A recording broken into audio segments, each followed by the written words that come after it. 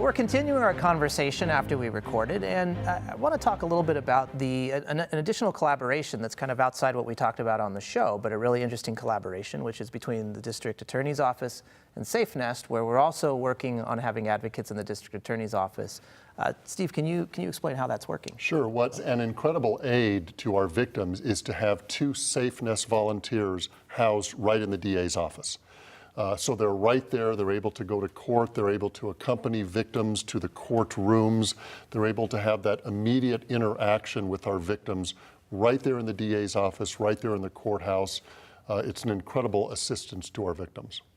And how is SafeNest more involved than just that, besides providing the advocacy? What's kind of the back end that you're doing there? Right, so SafeNest is actually in multiple locations, and we're just about to open an office inside Shade Tree to do the same sort of work we do at the DA's office, which is making sure victims of domestic violence have access to advocates who are not system advocates, but victim advocates. And so what we do at the DA's office is really, if you've been in a domestic violence relationship, almost every point in which you're intersecting with folks can be triggering.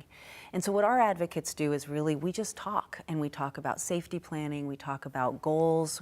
Our whole framework is how are we building hope inside a victim so that when she or he comes out of this sort of part of their lives, they're ready to fulfill a much happier destiny. And so that's really what we do. And that sounds very sort of rose-colored glasses, but that's what we do every day. And sometimes we're talking about how are you taking 3 kids to the grocery store?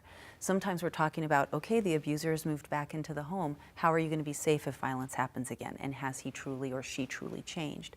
So the nature of the conversations are massive, but the service that it provides to victims is somebody to talk to who can provide that channel and those pathways to really building a future that matches the desire of a victim.